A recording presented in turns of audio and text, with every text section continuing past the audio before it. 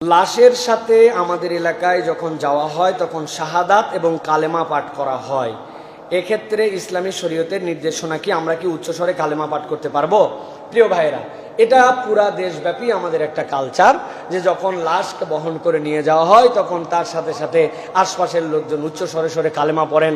40 ধাপ যাওয়ার পরে পরে কাঁধ বদল করেন এবং ওই কাঁধ বদলের সময় আবার নতুন করে আশহাদু ইল্লাল্লাহ আশহাদু আল্লা ইলাহা ইল্লাল্লাহ ওয়াহদাহু লা শারীকা লাহু এইগুলা পড়েন।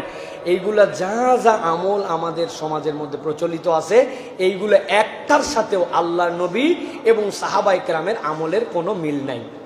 নবী করিম সাল্লাল্লাহু আলাইহি ওয়াসাল্লামের ব্যাপারে বলা হয়েছে, কানা রাসূলুল্লাহ সাল্লাল্লাহু আলাইহি ওয়াসাল্লাম ইযা কানা ফি জানাজাতিন, নবী করিম সাল্লাল্লাহু আলাইহি ওয়াসাল্লাম যখন কোনো জানাজার মধ্যে যেতেন, আকসারাস সুকুতা ওয়া হাদাসা নাফসাহু, নবী করিম সাল্লাল্লাহু আলাইহি ওয়াসাল্লাম অধিকাংশ সময় চুপ করে থাকতেন আর ভিতরে ভিতরে তিনি চিন্তা করতেন। সাহাবায়ে কেরামের আমলকে তাবেঈনে কেরাম এক করেছেন, করার পরে তারা বলেছেন সকল সাহাবীরা তিনটা ক্ষেত্রে সবচেয়ে বেশি চুপ করে থাকতেন। 1 নম্বরে যুদ্ধের যখন কাতার সোজা করা হতো চুপ করে থাকতেন। 2 নম্বরে জানাজা যখন নিয়ে যাওয়া হতো চুপ করে থাকতেন। 3 নম্বর যখনই কোরআন তেলাওয়াত কোথাও শুনতেন তারা চুপ করে থাকতেন।